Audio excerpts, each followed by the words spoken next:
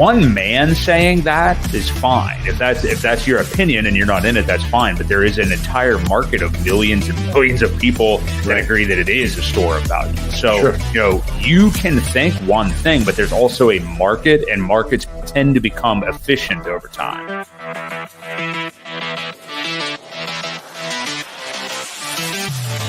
We do know that you will always get paid in Hex on a daily basis. And that is truly the miracle that we call Hex, because it is trustless interest, trustless yield. Nothing will stop that contract from running.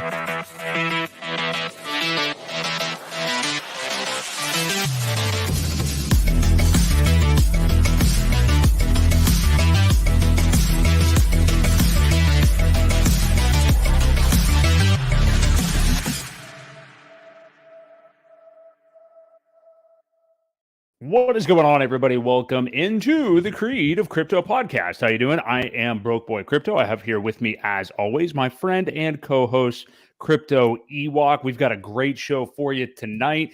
We got Bitcoin ETF approval, not approval. We're going to talk about that. Telegraph with an interesting tweet on Monday that set the crypto Twitterverse ablaze. We're going to get into that. We have a pinned tweet for you tonight. We want to make sure anybody that is here, we know our friend Richard Hart has been tweeting about the IRS and did my camera just go out again? Yep. Shoot. The IRS and SEC to leave comments for. So we have a pinned tweet there so you guys know where to do that if you have not had a chance to do it yet. So we have that in there for you as well. We're going to talk about what will the PulseChain ecosystem look like price-wise if this Bitcoin ETF gets approved anytime soon, as well as other altcoins too. So all that and a whole lot more. Some big news tonight. If you are getting into the show here on your way in, do us a favor, hit the like. We appreciate that. Sub to the channel as well. We do the show every single Wednesday night at 8 p.m. Eastern Standard Time. Ewok, how are you feeling this evening? Feeling good. Lovely to see some green candles, and makes the week go a little bit better. It at least makes it feel like there is maybe light at the end of this tunnel. I don't know exactly when or where, but we're going to get into specifically what I'm sure a lot of people are interested in too, which is the pump of EHEX, which is fantastic right now. Of all the things to pump this hard, I think that is the coolest one. So we're going to get into that. So hit us up at the chat. Philly, what's going on? You got the Phils are 2 games away from a World Series appearance, actually. So congrats to you guys. We'll see what goes on there. You got the Eagles are undefeated. I don't know shit about the 76ers or Flyers, but we'll leave that up to you. So let's get into it here. BTC and ETH. So the whole market, obviously, with that pump on Monday with the fake Telegraph tweet.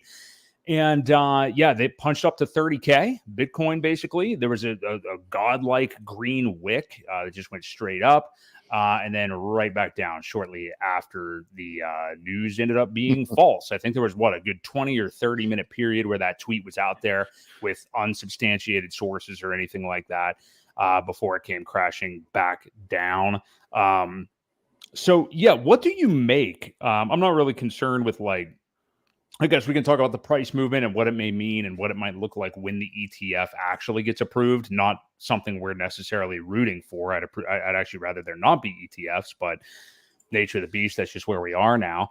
What do you think, Ewok? First off, other than it just being comical or maybe very sinister, I don't know what was going on with the Telegraph people, but what do you make of that story? And then what do you make of the price action? And do you think maybe not as quick time frame, but something like that could even happen when the actual ETF is approved? What do you think will happen then? But first off, let's go back to the weird Telegraph thing. Yeah, well, I mean, was it, the big question is, was it sinister or not? Was there some source that they rely on that heard something and got the facts wrong? Whatever. I mean, it's hard to say, but it clearly shows what can happen in a matter of minutes when something like that is announced. So, it was a very bullish sign. And it only lasted for, you're right, it was about a half hour, I think. And then it pulled all the way back down. So, yeah, what happens in the first couple hours of that news being actually announced? I think it's very bullish for Bitcoin and for the rest of crypto as well. You lost your camera again, by the way, but you know, it's pretty exciting. I just think it's exciting that we see this kind of movement, and the whole market just sets ablaze. It will trigger down to other things. Obviously, the rest of the crypto market, as we always say, the rising tide will lift all the boats, and especially with Ethereum being tied so heavily to Bitcoin price, with the liquidity pairs, it's a very bullish sign for the entire market. So where we got you, it keeps dropping off. So, but anyway, yeah. So again, I think it's bullish. We'll have to see how this all plays out when the news actually does, but it could really lead into a good pump before the halvening. We know once the halvening happens, that there will be probably another sell-off at that point as well. So yeah. Get your affairs in order there. I hope so. I don't know what the hell is going on tonight, but yes, I think I heard most of what you said anyway. So yeah, I don't know what exactly was going on with the coin telegraph thing. I mean, you'd like to think that it wasn't something sinister, but I think we're all just kind of already programmed that things like that do happen and suspect the worst. Maybe it was just an overeager person. I don't know what it was. But what I was going to say, Ewok, and apologies if you were kind of getting into this, but I do wonder when this thing actually does get approved, if we don't see something similar. Like, I don't think we're going to necessarily just blast through 30K and it's off to the, like, you saw Twitter the other day. Everybody was like, oh yeah, bull market's on. And, and it was cool. I mean, it was nice to get something other than, absolutely terrible news for once. Right. Especially in the midst of everything going on right now. But I don't know that it's just going to be this like crazy blast through. I mean, maybe slowly and gradually, kind of like we've been seeing, maybe we get up to like a 35K, towards the end of the year or something. But I don't think it's going to be anything crazy. I think we did at least see that people are really eager for this. People are going to FOMO into the market stupidly when this happens. I sent you, I'm not going to say who it was, but a big account's tweet the other day that was like, damn it, I FOMO'd in and look what happened to me. And I'm thinking like, why the hell are you not already all in at this point? Right. But yeah, I don't know. I think like everybody's looking for it. So many people are looking for it to be like such a crazily bullish event. This year, I think it's already in the cards that we're not going to go anywhere crazy. I mean, it would be, I would be happy to see 35K by the end of the year for Bitcoin. And yeah, I don't know. I don't think the ETF approval is going to send the market to the crazy points that some people do. Do you agree with that, or where are you at on that? Well, I mean, clearly, look what happened in a matter of a half hour. I don't know how far that would have, how far that would have run had the news been accurate. But it was a good start. I mean, it went from basically 27 up to 30 within 20 minutes. So, yeah, I mean, I think it's bullish. I think we could get above 30 and hold there. How far above that it goes, I could see 32 to 35 in the cards by the end of the year. I think we've been calling that, along the way, but it would be a slow, steady rise. You would have a lot of,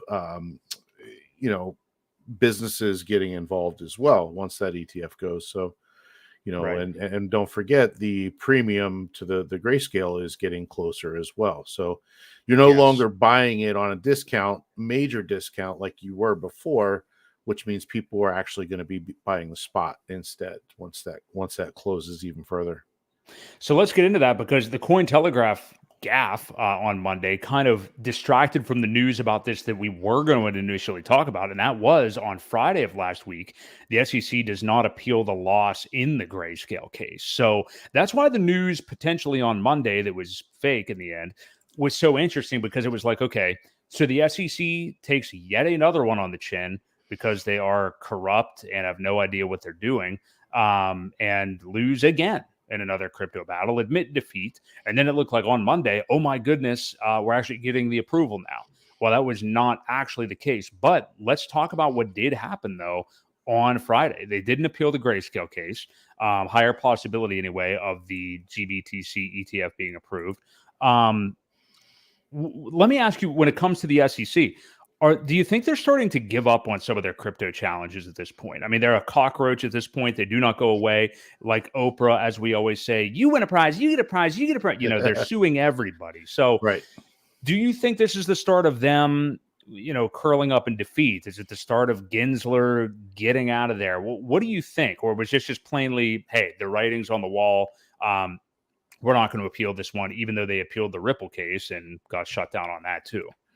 Well, I think a lot of it is the judges that are involved. I'm sure they're telling them, don't waste your time.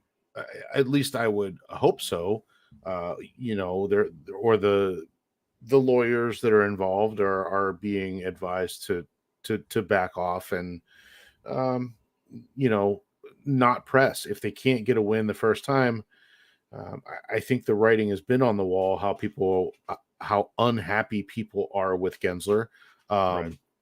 And, like you said, they're just throwing stuff at a wall and seeing what sticks. Well, that doesn't really work in the courts because they're wasting quite a lot of people's time, taxpayer money. They're wasting a lot of things. And I think they've been advised that, if they do lose, let's not appeal these things. Let's listen to what the jury says and go from there. So I think that's kind of where we're at. As far as that goes, and if the timer, well, we'll talk about that later, but yeah, I just hope things kind of fizzle out. They've lost a lot of steam. They've lost a lot of trust, I guess. I don't know that they ever had a whole lot of trust. I don't know if they had that. Yeah. But respect as far as protecting people goes, it's quite clear that they're really not doing that. So yeah, I hope the writing's on the wall, and I hope things kind of fizzle out. They realize that what a waste of time it's been. Well, I do think they're losing credibility, which I think is maybe the best word with the judges and stuff, like you said. I mean, after all, we always talk about it like, yeah, they're judges, but they are also human, and they see, what has been going on with the SEC.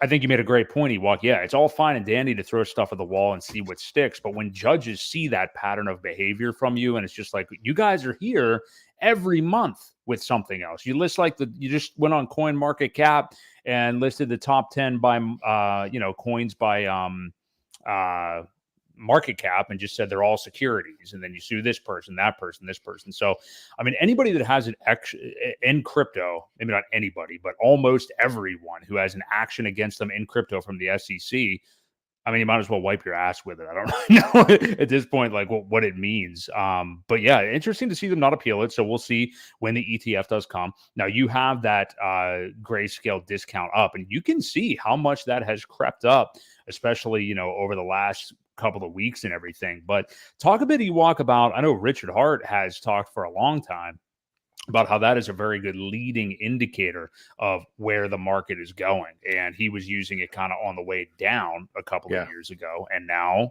we're going the other direction. So yeah, what do you make of it? Well, from July 27th, or was the last big, I guess it was at 30% discount. We are all the way to 13.5%. So, the closer this gets to not being a discount and turning into a premium, that's essentially what drives the bull market is the prices. People will buy spot then instead of this. But, when you can buy anything at a discount, people like sales. It's not a hard concept to figure out. If I can get my Bitcoin at a 25% discount rather than buying it on the open market, it'd be just like buying gold at discount. So it's the same thing, and the closer we get to zero, the closer we are for takeoff. And I think, that could be within the next month or so, based on the rate of decline that this is seeing right now.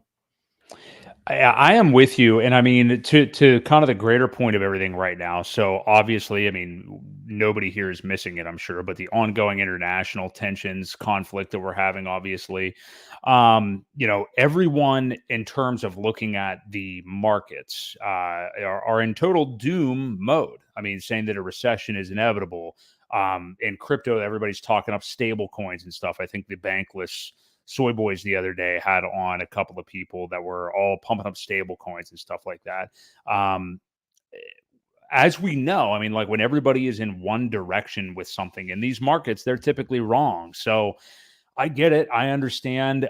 We're all programmed for over 2 years now to think everything is just death, doom, and destruction and everything.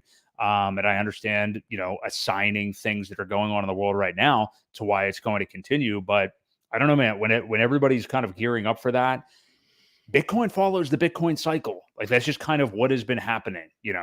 in crypto. So what do you make of everybody being so bearish still right now? And I'm talking about, I mean, like today, I forget the exact headline, and it could have just been clickbait, but I subscribe to the Robert Kiyosaki podcast on Spotify, who obviously is great. But he had whatever the title of the episode was basically, how do we prepare for like a massive stock market crash or something to that effect? So, will the financialization of the economy cause a stock market crash and depression? So, I mean, everybody's talking about it. Tom Bilyeu, the other week we had that insanely bullish Arthur Hayes interview that was on there, but that episode was titled like, "What do you do to plan for the depression?" and all this. So, yeah, what do you make? I mean, I think we are going up. It's very unfortunate. We've talked about it before, how war usually means money is printed. We're nearing a huge election in the U.S. We have, well, I'm not going to go that far. But yeah, what do you make of what's going on right now and how the market may go?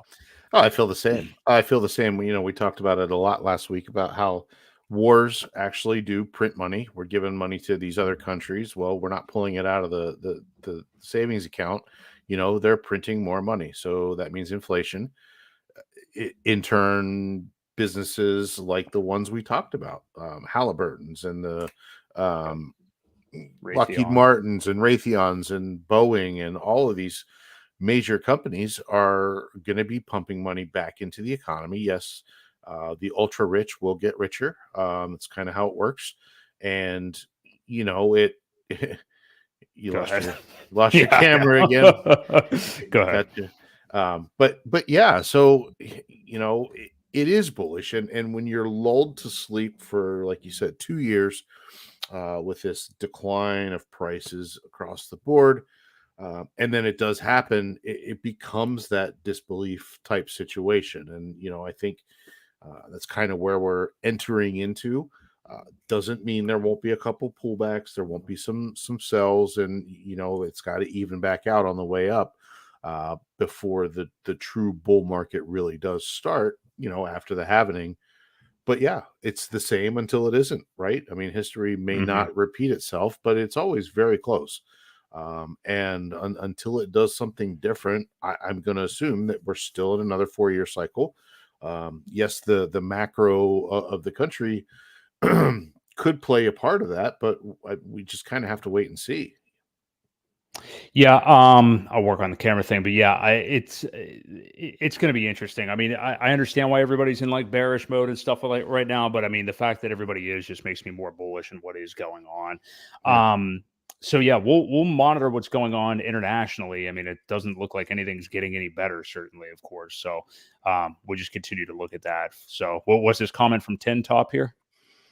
Richard Hart is the exterminator for the infestation of the SEC and the crypto market. There you go. I like it. Yeah, we've got a pest control, Richard Hart, coming in here, so I dig it for sure. And yeah, to that point, guys, hit up the pinned tweet tonight. So we have the SEC ruling, the IRS ruling that you can both click the link, submit your comments on. The SEC one is in the pinned tweet. I could not fit both of them in the pinned tweet, so find them throughout the chat. I'll put them in there kind of throughout the night. But let's look at actually the PulseChain ecosystem prices right now, because in addition to, so we just covered like Bitcoin and ETH and everything, we have some interesting things to really check out here, because if you have been awake for any period of time, time for the last 48 hours, we have seen that Hex on ETH, EHEX, the classic, our first love, has been pumping hardcore. Just a mega green candle. The whole ecosystem, of course, pumped on like the fake coin Telegraph tweet. But I mean, this ecosystem has pretty much stayed up since then. And EHEX the most. I mean, it's up like 50%, I think, from the low practically. So we've had EHEX do that. What is going on here, Ewok? I got to ask you. I mean, like, is it one whale? Is it a couple of whales? Who's doing this right now is the first part of my question. Then I want to get back to how everybody has been hating on EHEX for months and months now. But yeah, what do you think is happening here? Why is it just mainly EHEX? If you don't know or haven't heard, there is one particular whale that has slowly and quietly accumulated about 300 million EHEX within the past couple weeks or so.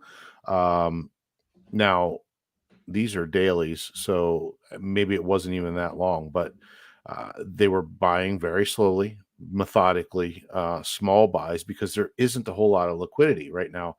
I mean, if you look at this, you only see there's 122 ETH and about 46 million Hex. Now, this is, I believe this is probably V2 on Uniswap. Yeah, it's Uniswap V2.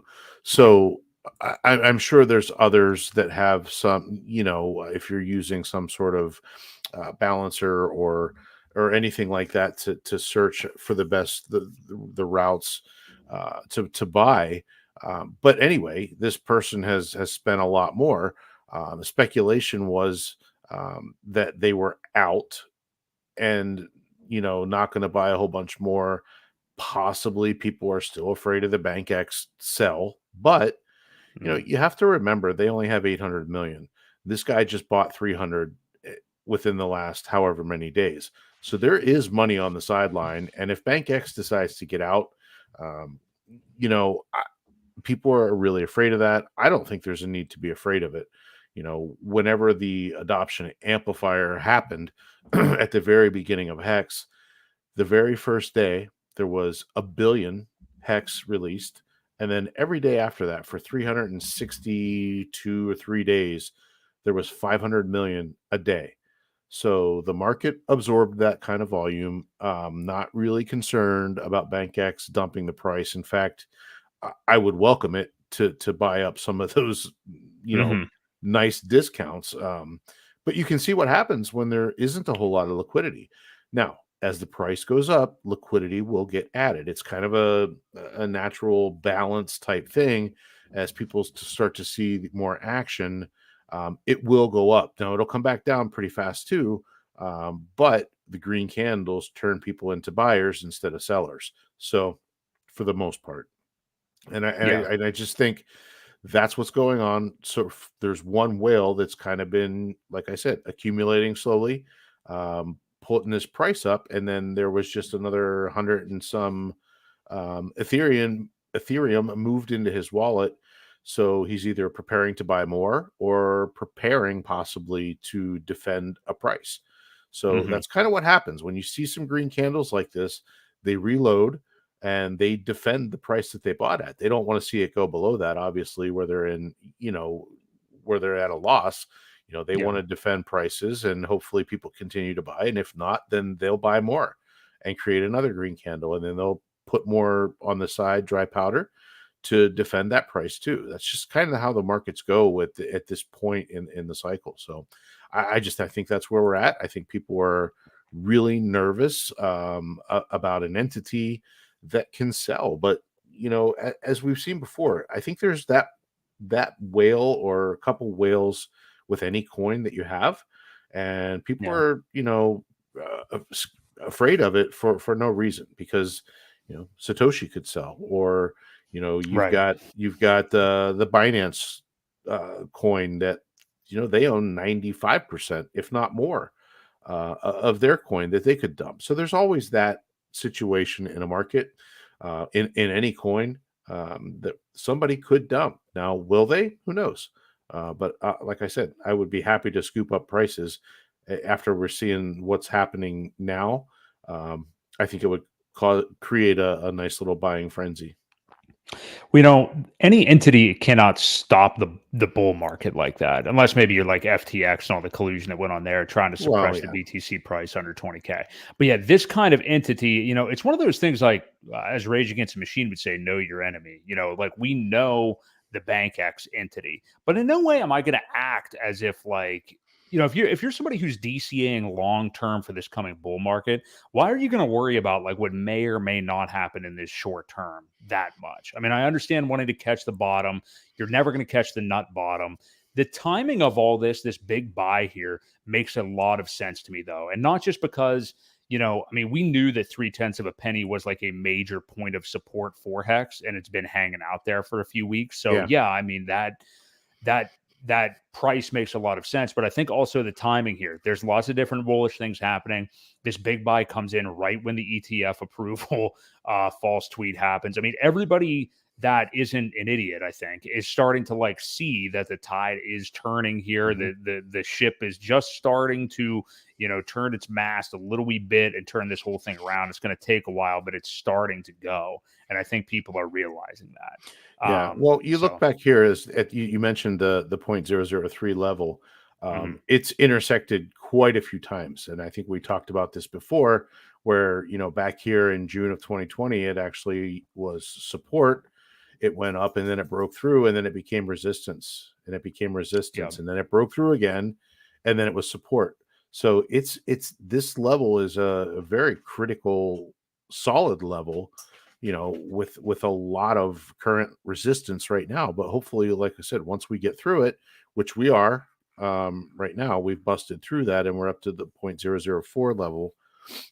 Hopefully we can come back down and maybe hit that as support and go on further. That would be ideal situation for what we're looking at now.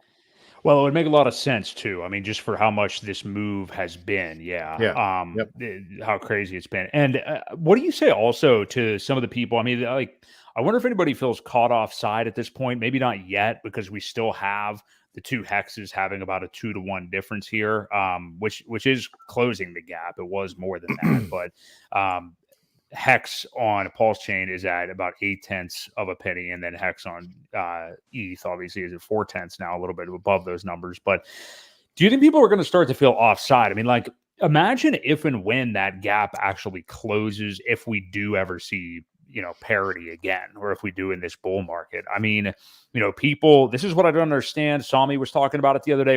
Anybody with a brain, I think, understands this, but when you go out of your way to, and I think people overuse FUD and I get sick of it, but like when you go out of your way on your own to FUD EHEX, like, why do you not understand that you're hurting the whole ecosystem? Like, why make video after video after video saying that, a hex on Ethereum is dead and all this stuff? Like, when people, no matter what, and this is a great point Sami is making too, it doesn't matter how much we bitch about it, we're not going to get out of this, I don't think, but mainstream crypto people, at least not until maybe 2025, they're not going to stop retweeting and showing the EHEX chart to refer to this ecosystem. Right. They don't even know or care about PulseChain. They certainly don't care about PulseX. I don't even think they likely know that there's a hex copy on PulseChain. We all know all this stuff, and we know that, like, if we wanted to add up this whole ecosystem as still one token and look at a chart, we could. We see Axis Alive always tweeting out the combined hex price, which is cool to see. But you're not going to see those big channels, if and when they ever talk about hex, show anything other than the EHEX chart. That's what they're going to do, regardless of what anybody thinks. And like, for marketing purposes or like wanting people to get into the ecosystem, if they just see that, they're not going to like it. So that's why I think it's important that we do talk about this whole thing and stop anybody, if they ever were talking about hex on ETH as being negative. Like, nothing has changed. Nothing has changed with it. It's still an immutable smart contract that you can run just like you could any other time. There's been a stock split, and the money that had just been in hex has kind of dispersed to the whole ecosystem. There's still a whole new bull market to come. So I just don't understand why people are acting like something has changed on that. So I'll tell you why they're acting that way. It's because they decided that they would probably sell and move all into one. People yell loudly about the bag that they hold the most, and that's kind of how it goes.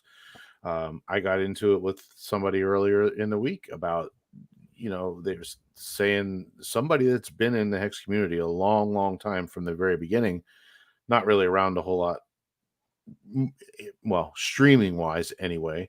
But making comments about how eHex is dead and this and that. And I know they were a big holder in the beginning. They were around then.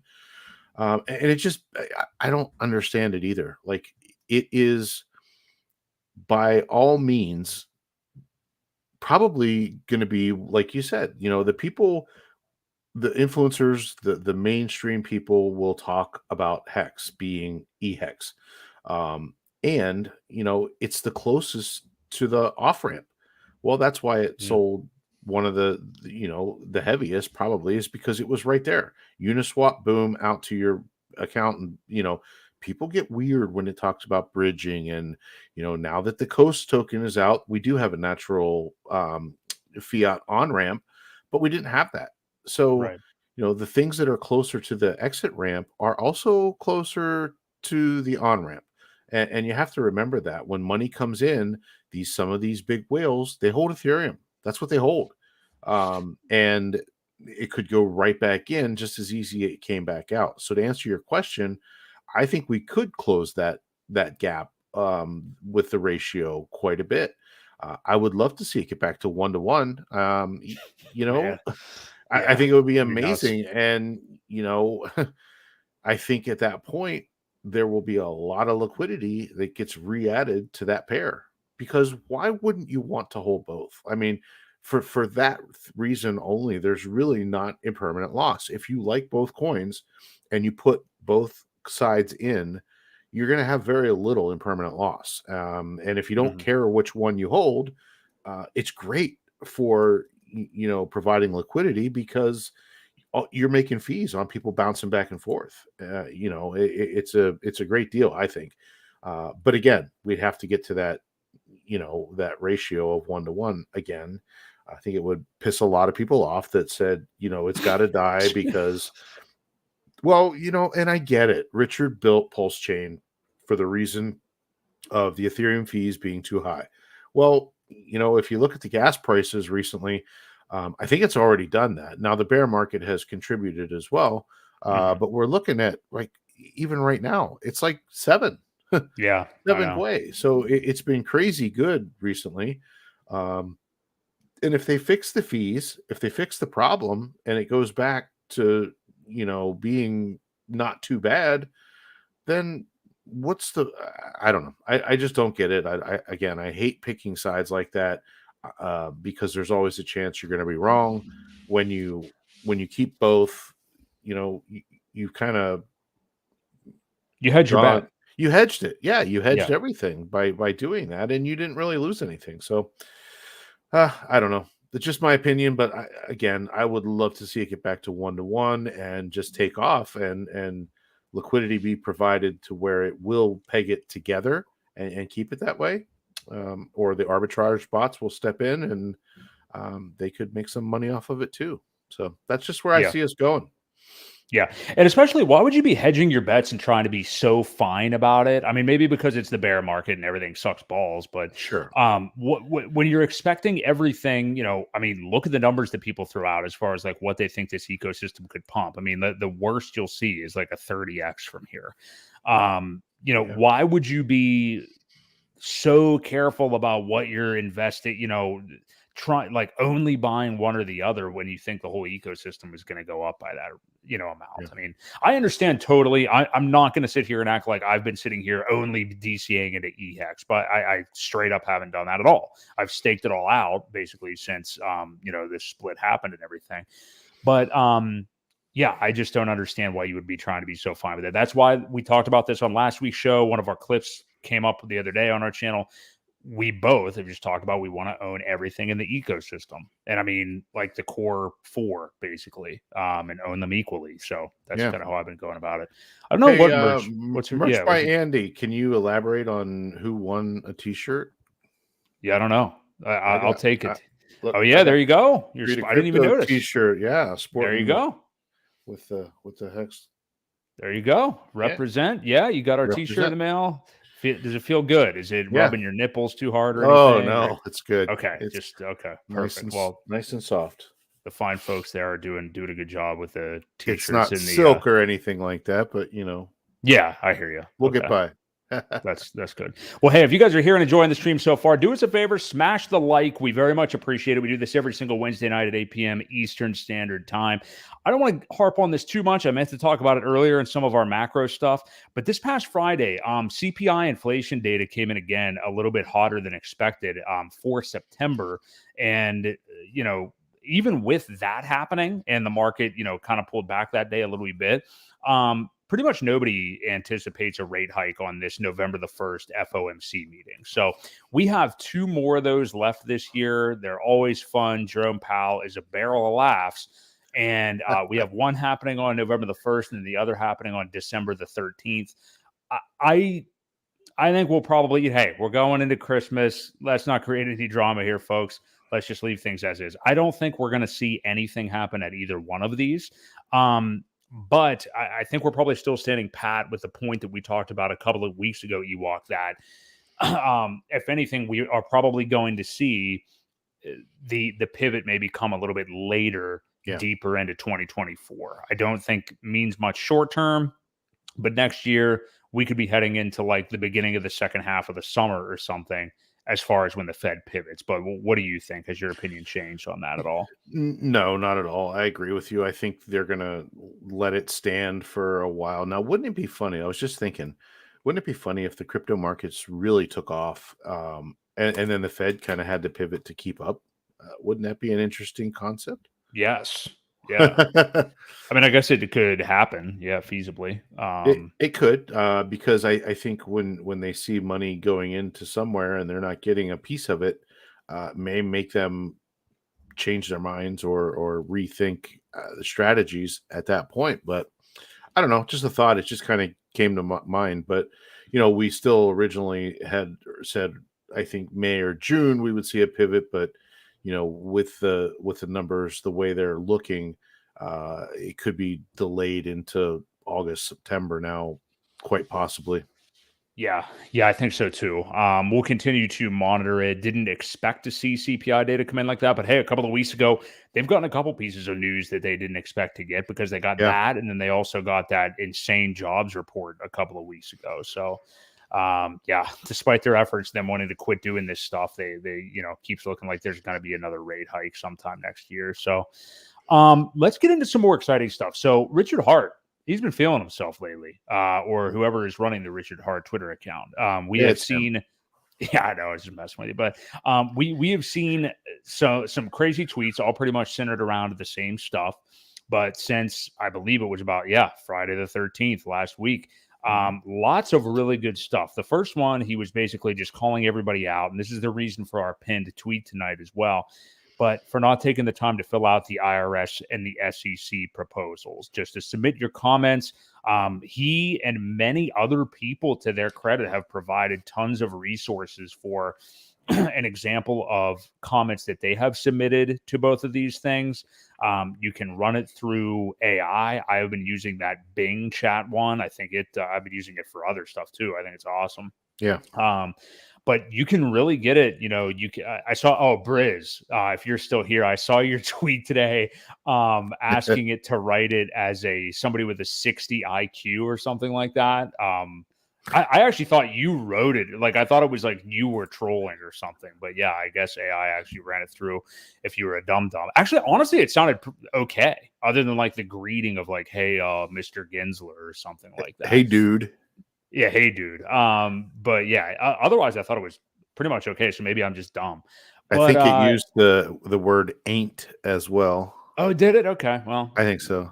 Ain't a word. I ain't going to use it. But ain't. Check out our pinned, not tweet, whatever I'm trying to say, pinned comment in the chat tonight here, because we have the SEC link in there for you to submit your comments.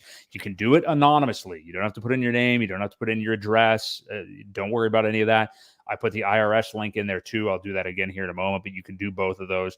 But yeah, basically him just imploring people again. This has nothing to do. I mean, it does, but it's not solely to do with Hex, PulseChain, or anything like that. This is for crypto as a whole. There's all this important legislature that hasn't even been thought of yet, that they need to create rules on as this market gets, regulated, which is inevitable. So people actually submitting legitimate concerns. I mean, I can't imagine very many people, submitting comments on the other side of this. So people like us and real crypto people, which, who is more real crypto than real DeFi PulseChain, submitting these things is really important in how you impact change. So make sure you guys fill those out. But yeah, what do you think? I mean, RH, he started tweeting about this when there was about 40 days left or something, I want to say, but he's been really passionate about this. What do you make of his kind of barrage of tweets about this? He understands that, the more people that get involved, the only way we can get involved at this point is to do this. They need to hear from the people. And it's amazing. I've seen a lot of people from other countries say, can we do this too? And, people are absolutely can. When the SEC kind of takes ownership or think that they govern the world, I think it's by all means that anybody should be submitting comments from anywhere, no matter where you are. The one I found interesting, it was treasury raid .lexpunk.army was an AI tool that you can kind of click your way through it. You don't have to come up with ideas yourselves, and you can, you look at the different topics that it gives. You can enter your own if you want, but it lists privacy, identity theft, confusing, too sudden, impact abroad, poorly defined terms, and then go from there. And you can set the tone and then what level of tone that you want. So you can kind of create a couple different versions and crank it up or back it off a little bit, depending on really what you say. And that's what I did. I submitted one about the poorly defined terms because they've been so hesitant to define anything and give us any kind of ruling or just definitions of what is what. That's the most important thing, is the way that they don't really want to define anything, because I think they want to group it in later at some point where there's no clarity. So I think that's one of the most concerning things. The privacy and identity theft. Yeah, I mean, if people are collecting info, then that's a good way to get hacked. When you don't have it, you can't lose it. So, again, there's a lot of days left, but even just using one of these tools that are out there, you don't have to be very creative at all to get something sent out. And you can literally do it in under, I don't know, 2 or 3 minutes if you actually go back and thoroughly read what it wrote. Which I highly recommend, because as good as AI is, there's always going to be some mistakes. So just kind of proofread what it wrote and make sure that it doesn't give an argument against what you're actually arguing for. So well, I liken it to, not that I ever did this, but I liken it to, if you were in college or something like this, and maybe you used Wikipedia, and I basically was Chat GPT at college. I mean, like, I don't know if you guys have experience with this, but hopping on Wikipedia, maybe paraphrasing something, making it sound different enough. I mean, it's really not different than that. And in a way, I kind of invented AI, I feel. By doing that. But I mean, it is the same thing. You kind of look at what AI spit out, proofread it and everything, maybe tweak it a little bit here and there, whatever you want to do. But it's certainly helpful in things like this. So yeah, absolutely use it. To your point, Ewok. I mean, yeah, it's taken me 5 minutes or so. RH Max, what's up, man? It's taken me 5 minutes to submit some of this stuff, just like you said, go around whatever is most important to you, like what point you want to really attack, and just go after it. What do you think about this site that somebody created as well? I had it up the other day. RH tweeted that out too. Just how and that's what I was talking about. Oh, okay, that's what you said. Okay, I didn't realize that was the actual URL. Treasury raid, .lexpunk.army. Here, I'll post it in there. You go. Okay, that's why I didn't know. I had no idea that's what it was. So, here we go. You got it in there? Yep. There you go. Okay. But yeah, so that, and then RH even referenced too. This was really cool to see. And hey, shout out, not that he needs it from us. I mean, he's the man, but Crypto Coffee has just been in on another level right now. I mean, he's been putting stuff out every other day. It sounds like he got his Hex passive income course updated with like PulseChain stuff and everything, which we do have a referral link from back in the day if you guys want to check that out in the description. But he the other day made a great video showing exactly what you do, and I don't know what tool he used in it. I didn't see the whole thing. I don't know if he used that what are the is it like Claudio or something like that? Claude.ai is what he uses. Yeah. Okay, so but we've got that, we've got Bing, all these other tools. I know RH tweeted a couple other ones out the other day, but Coffee made that great resource, unbelievably well done. And then I think it was actually when you and I were hanging out the other night, Ewok, but I saw Richard retweeted it then and pointed it out. I mean, man, if you are Coffee, I mean, you have to feel really great about that. And he's just putting out a lot of really good stuff, whether it is kind of like DeFi for starters or something like that, like newbies into the ecosystem, or showing people how to do that. So that has been awesome.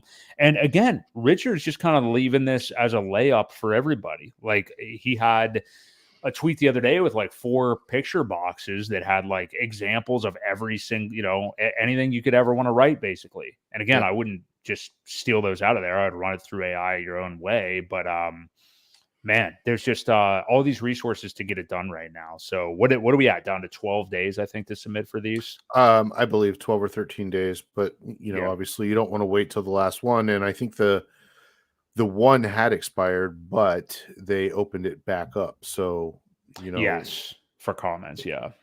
That was the IRS one, I believe. I actually think the SEC one was the one that they open back up. I'm going to go ahead and put the IRS link back in the chat again right now for everybody. So on the 13th, Richard said you only have 17 days left. So that's been 5 days. So it looks like we're at 12 days. Yeah. Okay. Yeah, there you go.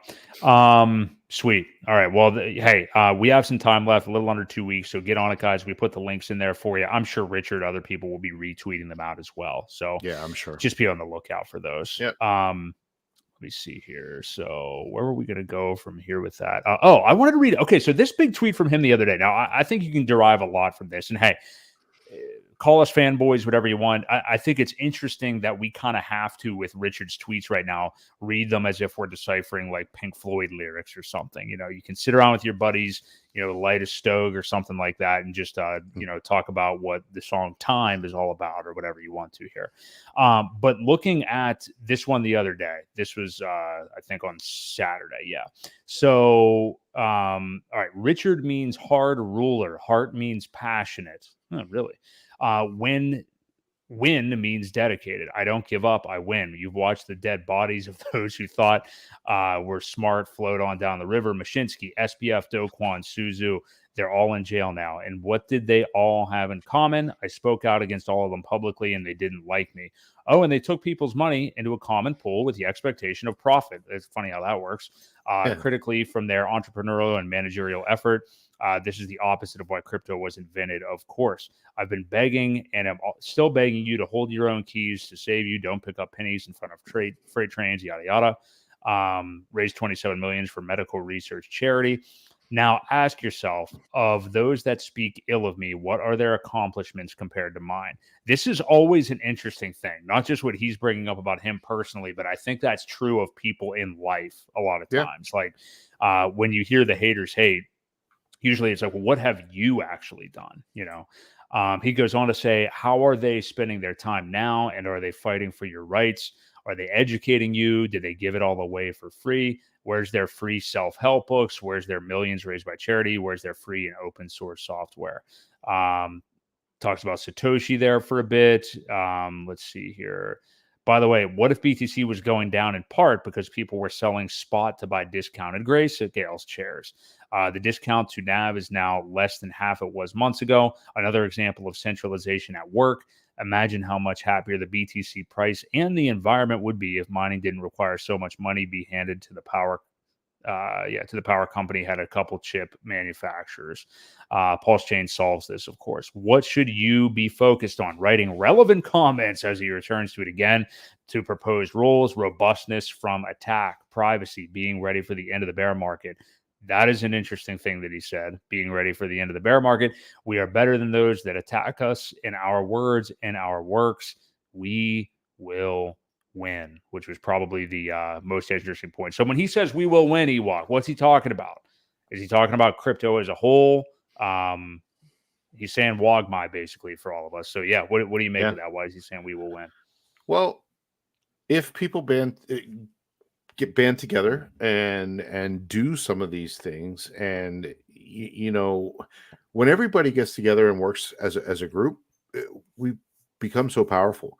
It's one of the things why the government always tries to create diversion and make you choose a side. When people are fighting amongst themselves, they don't gather together to go up against them. And what Richard's basically saying is, if you all pull together and do this for a common cause, we'll win. I don't think there's a whole lot of question there about what he means. Is we're better than those who attack us. So, right. The other thing that he says was about to be ready. Where was it? Being ready for the end of the bear market leads me to believe we're not quite there yet. Or I think, Richard's the type of guy where he would call the bottom, I believe. Although, the bottom was 15, unless he happens to go below that, which is highly unlikely, but I guess there's always a black swan event that could put it there. But we're not out of it yet anyway, is what he's saying there. But I think this summarizes it enough to say, listen, you guys all need to come together no matter what team you're on, and fight against the people that are trying to attack us. So I think he's generally broadly saying the end of the bear market. I mean, to me, that's a signal of I don't think that means a new low is coming in his mind or anything. I think he's just saying that this is it, basically, this window of time, this quarter, basically, which I think we've all kind of agreed on here for a while. Sure. That'll be it, basically. And what we mean by that is really the overall bearish trend. I mean, the low was almost a year ago now with the FTX stuff for Bitcoin anyway. This sentiment, I think, is going to go out the window here as we turn the page to a new year. Everybody knows it's the Bitcoin halving year. And historically, the final quarter, the year before Bitcoin halving, has been your final chance to ride that elevator up. So, I mean, I think I said last week, I mean, I've been operating at, the lowest amount of everyday funds that I can possibly have right now just to get everything into the market at this moment. What do we got for Mr. Chinks? Your dollar cost averaging very wisely, and you've been very strict on yourself about it, and I commend you for that. You talking to me or Mr. Chinks? I'm talking about you. Oh, okay. Well, thank you. I appreciate that. What did Mr. Chinks say here? Well, he says this ecosystem is a long play, just like the early BTC holders still holding. Hex is better than Bitcoin. Pulse is better than ETH, and PulseX is way better than Uni. That's for sure. Which I completely agree with. That's one thing that we haven't really brought up is and I don't even know if it was on our topic list about how Uniswap, man, they're bending at the knee for all these people. They're adding fees. And damn well if someone tells them to add a little bit of regulation or KYC, they'll do it in a heartbeat. So let's talk about that. You're right. It wasn't on our board, but you're totally right. I mean, the Uniswap, the cancel Uniswap thing that our ecosystem or our community kind of had going when they unlisted Hex from the front end of month or two ago. That wasn't just for show. I mean, they are really ramping out the selling out of everything that they pretended to stand for. I mean, they are, so they're never going to activate the fee to switch that actually pays out a buy and burn like PulseX does. So that's never going to happen. They just implemented a new fee that they're going to basically collect.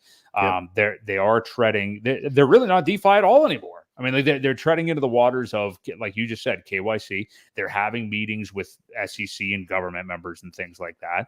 they're going to be a casualty big time of this coming bull market. The Uni token is useless. I mean, there's really no reason for it to exist. It's a useless governance token. What do you think the world of basically what was DeFi in the last bull market that is starting to decline in the way of DeFi? Where do these products go? Like Uniswap, MetaMask, we've talked about it as a wallet for a long time now and how they're caving into things. We all know that, what is it, Infura? Is it Infura? Is that? Yeah. You know, what is it? JP Morgan and Chase actually owns that, or who actually? I believe you're right. Yeah. So we know that old school players have their hands in this pie, cake, spaghetti, whatever. So what do you think is going to happen to these entities, specifically those two, Uniswap and MetaMask, two tools that we used big time in the last bull market? I mean, yeah, we're probably still using MetaMask, I think, for the most part, but I haven't used Uniswap in a while now, really. So where do you think they go? I mean, what do they look like in 3 years from now? Well, I don't know. The good thing is we have options. Open source software is a wonderful thing. You know, we have other methods to trade, and that's why, you know, I think PulseChain is way more decentralized than Ethereum. But you know, you go back to the one thing you said. What's it look like? Well, you know, Bitcoin was invented to get rid of the middlemen. So what do all these people do is start injecting more middlemen. They kind of like it, I think. So I don't know, for a lot of the people that have been around a long time, you would think that they would, you know, stand by the morals of Bitcoin and say, you know, we don't want this, but apparently people do. And not speaking for myself, you know, I prefer to have my privacy and not have to, you know, pay extra fees that aren't necessary. So, you know, I think they'll both do okay. Honestly, I don't think it's really going to hurt them as much. But for the people that want the options to have their privacy and to be able to transact without somebody watching what we're doing, you know, you have those options too. So that's why PulseChain was invented again. And, you know, I think it's going to take some time, but the people that really appreciate that privacy and true DeFi will eventually come over. You know, this is going to be an interesting cycle for it, because I think, you know, there's a lot of people that may still not even know about it. It's going to take some time for this to grow. You know, it's building, the community itself has been building within it. And then I think once people come over and see what's there, they're going to be thoroughly impressed. I really think so. It's a matter of getting the word out. And that's what you and I, and that's what we're all trying to do, right? I mean, that's one of the reasons why we started streaming, was to talk about the things that we really like. And hopefully somebody hears it. And you know, I'm not a developer or a builder, but you know, this is one of the ways that we can contribute. And I think everybody in the chat can contribute, and anybody listening, tell a friend, man. Now's when you want people to be getting in. Don't wait till it's all green candles and they're buying the tops, and then you've got to deal with, you know, what we've been going through for how many months of people that bought the top and are suffering through at prices that are way down from where they bought. So, you know, talk to your friends, talk to your family. Family sometimes is a hard sell, unfortunately. They're pretty dumb usually. Yeah, you know, they don't listen to you, they'll listen to somebody else. But but definitely talk to your friends, and even if they don't listen, go move on. Somebody will listen to you. Even complete strangers. Sometimes you have a better luck onboarding a complete stranger than you do somebody that knows you. It's weird how that works out. I think you're right about that. Yeah, I know it's true with a lot of things, but crypto is another one. But yeah, that's kind of how I feel. I think they'll both survive. I think they're fine. And you know, just kind of gives options to those that want to have the privacy. It's there. It does make sense that as these things, you know, mature and are the longer that they're in this market, you start to see narratives like this where it's like, okay, this is the end of their run. Like, not saying, and I agree with you. I think they're both still going to be there. I have more faith in I mean, I don't have a real reason to use Uniswap right now. So, whatever, but I have more faith in MetaMask, being something that's there that people, MetaMask is kind of becoming like what Band-Aid, the brand, is to Band-Aids, or what Coke is to soda. It's just like, if you have an ETH wallet, which you kind of have to, if you're coming into crypto, people are getting MetaMask. It's just the way it is. So, they kind of have that. I don't know if you want to call it first mover advantage, maybe best mover advantage. So yeah, I still think they're going to be there. But remember, this is something people don't understand. And there may be people watching this stream or that have been in the stream at some point tonight that don't understand this. I think we got a comment on it a few weeks ago. We talked about Ewok, but somebody asked a question of, what do I do with my hex stakes if MetaMask gets compromised, or if they cease to exist anymore or whatever? How do I recover my hex stakes? That's a great example of how some people don't understand how blockchain actually works, because the seed words in your head or in, wherever you decide to put them, those are what get you access to your hex or whatever tokens you have, not anything to do with MetaMask. They may have populated those seed words to you at the beginning, but you're the one that holds those, and you can get that back through any wallet. So I think we're going to have a lot of education still over this cycle and stuff. And to your point about like onboarding new people right now, I think that we still are in a place, and I'm not like discouraging people from onboarding, but maybe start by looking at people that have a shitty life that I'm not saying to like go bail them out, but seriously, I mean, a lot of people get into crypto and things like this because they have a bit of a freak flag that they're flying. I mean, I think we're all a little freakish in here, which I wear proudly. That's fine with me. But I think, to get into this, you may have had like something happen in your life, or had some kind of a struggle, or you're at least a unique individual, so, maybe don't onboard like grandpap or whatever, but, Uncle Ron or whoever, maybe he's had a weird go of it and he would be open to it, and that's just my thing, is I think you have to kind of vet these people, because the other thing you don't want is like, I don't want somebody that never has the right mindset to get into anything that I recommend when I know they're just going to be doomed. Like if they're sitting there thinking that they're going to get a return the next day, stupid camera falls off again.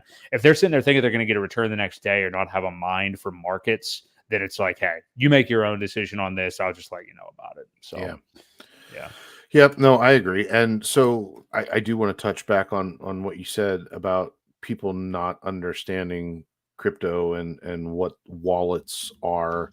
Sure. The wallet is just the keychain. Those keys, the seed phrase that you have, is the keys to show you what's on the blockchain at that address. So the wallet doesn't hold crypto. The wallet is just a front end to show you what you have access to on the blockchain. So you can use those seed words in any wallet. You could plug them into Aurochs wallet, or Internet Money, or Rabby as another one, RABBI, that I've heard fantastic things about. So, I haven't switched anything over from MetaMask yet myself, but that would probably be the one that I would try. I've heard Internet Money still hasn't fixed the front end part where they allow Wallet Connect to work with the hex stakes, unfortunately, because it was a product made by someone in the community.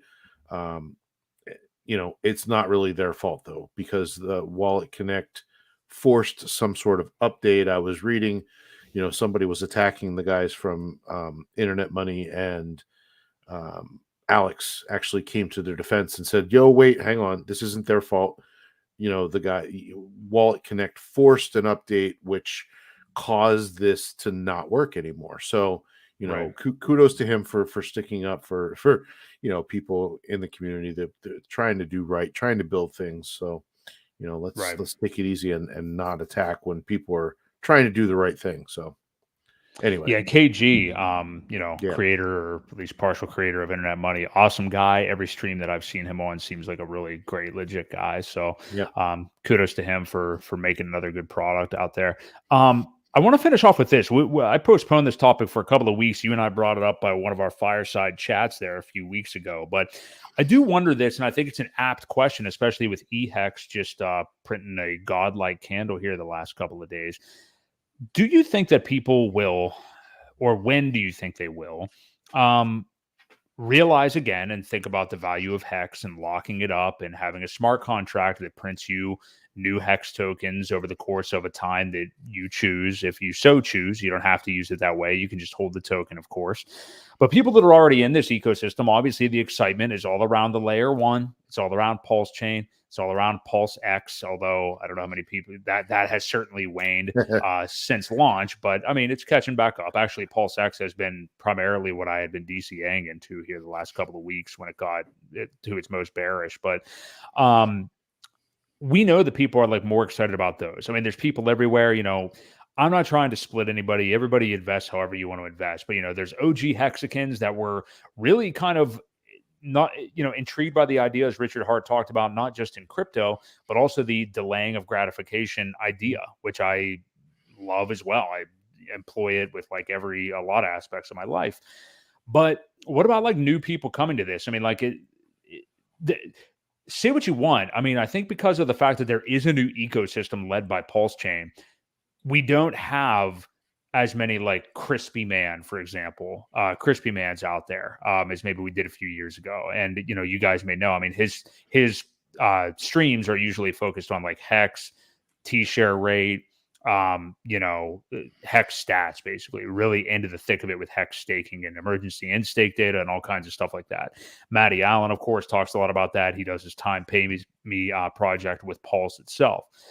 Do you think we're going to get people back into this market with a little bit less advertising, I think, just for straight Hex? Because, hey, we're, if you want to say, guilty of it too. I mean, like, we have a whole ecosystem to talk about here. Now, you and I, of course, both stake Hex, long and short term.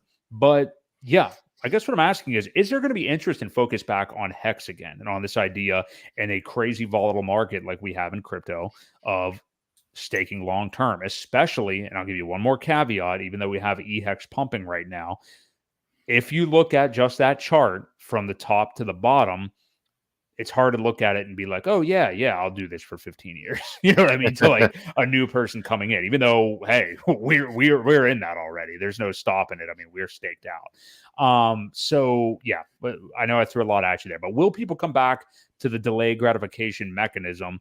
I don't know if people will come back streaming about just Hex as much, frankly, just because, we got this whole ecosystem. I don't know. Yeah.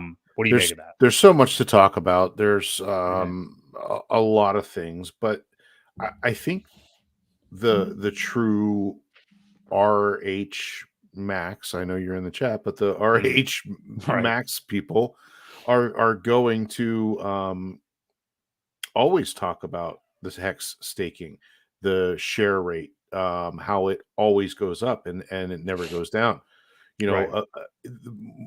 As the green candles come, people are going to want a place to park their money. I don't know if we'll see a lot of 5555s. It's a long time. If Richard comes back streaming, one of his big things that he would always say is, imagine the people in Bitcoin, if they had a mechanism to lock them up and save them from all these downturns, look where they would be. Just one stake. Imagine if you had several thousand Bitcoin locked up that you couldn't touch without penalty. You would be pretty thankful for it, I think. So I think they will come back to it. Maybe not in the, like I said, the sense of the long stakers. But I think people should be throwing one or two of them out there. Why not? As we adopt more people, I think that number will go up. It's just going to be by a lot more people. It's not going to be like, all right, Ewok's got 35 5555s out there. You know what I mean? Right. It's not. I mean, I probably do, but you probably do. You probably have like 78. Well, I've got a bunch. Okay. I have a. I'll be flat out honest. You don't have to do this. I have a 5555 at the first of every month. and I will continuously put one out there. And if I'm not around, my kids will be, so they'll be the ones that benefit from it. So Yeah. um, I just think that it's hard not to. It's hard not to delay the gratification and just what if, I'm okay if if it even stays the same. The amount of hex that it makes every day. And that number will only go up too. The payout per Right. t-shirt, it seems to be going up, probably doubles every 3 or 4 years, I would I think, based on the chart that has shown from the beginning. I think there's nothing wrong with that. So, to each his own, and how um, I guess everybody's time frame is a lot different, and how Hmm. quickly they want that gratification. For me, I'm willing to put it off to pay off down the road, and I have some other smaller ones too. So I mean, I'm not completely just drained because everything is staked out so far that I can't touch it. It's a Right. combination of both, and I think you need a good balance. I think everybody's wallet should have a balance of some short term, some medium term, and some long term. I honestly think that's the best way to go, because again, you go back to that whole what if scenario. What if it does take off? What if it is actually better than Bitcoin, like we've been saying all this time? And what if the price performance shows it? Um, you might kick yourself for not having one of those 555s earning you, all this time. Well, that's kind of why, you just basically described a staking ladder. That's why people do that. That's why, Yeah, you can hedge your bets by if you want to keep some liquid and not stake all of it, that's totally fine. I basically got in a place eventually where it was like, with this ecosystem growing, with wanting to own PulseChain and PulseX and stuff like that too. I just started to get comfortable with staking out all of my hex, even if some of it was in the short term, and by that I don't mean like months, I mean like a year basically. When you're kind of, if you want to try to, I think getting into timing the whole market cycle thing is a bit of a game of chicken, obviously. But if you want to do it with a few different stakes and just place your bets, like, well, I think like the beginning of the end of the bull market window, worst case scenario would be like a year from now, like fall 2024. I think we're probably good for a yeah, whole other year after that. But if I just want to make sure that I'm definitely liquid at the top, maybe I'll just stake it out till then. And hey, especially on PulseChain, there's nothing wrong with a year-long stake. right, I mean, especially like the higher the principal, you're going to get the that bonus, whatever I'm trying to say. Bigger pays better, whatever. And then you're also insured pretty much that you're not going to have to pay $1,000 to unstake it or anything. right. So, you have that in Well, mind too. So, yeah. and on top of that, don't forget, if you stake it for at least a year, which I do recommend, I wouldn't go Hmm. shorter than that, only because, and I'm not a accountant or anything like that, or a tax person, but anything over a year doesn't pay short-term gains; they pay long-term capital gains, which is at a lower Right. rate.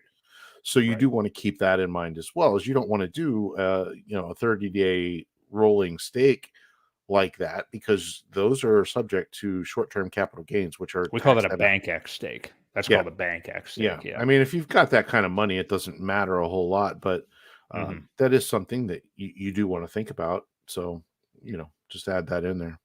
Yeah. Yeah, but it will be interesting. I am interested to see like what is the thing. I mean, we know that AI is going to be a trend of this upcoming bull market in all markets probably, but I want to see when all of retail comes back into the crypto, like what the big thing is going to be. Last time it was monkey JPEGs and stuff like that. What is it going to be this time? I mean, maybe they'll be more responsible and want something like a longer time horizon and eventually want to store crypto long term. But I don't know about you, Ewok, but when I speak to any of my like normie friends, the last one that I did, actually a couple, I can say, actually you were part of this. I think you saw this conversation, but I spoke to one about a year ago that basically like, well, I dabbled a little bit at the top of the last bull market and bought like some ETH, and it's just like sitting staked, whatever that means, on Coinbase right now. And I was like, oh boy. Like, and I consider him to be like the average guy who delved a little bit into crypto last bull market. And then another one was like purely when I brought up something about crypto on another social media platform, he responded just talking about NFTs. And he's like, I can't understand how I could be in this long term. I bought some NFTs last time around and they all are down like 98%. And I'm just like, that's not really, I mean, I'm not bashing NFTs. I mean, if you were to buy NFTs or whatever, that's fine. But that's not really like, people still have this lottery ticket mentality with crypto, even if they're buying like ETH, apparently, which to us is like a grandfather, allocation of the portfolio.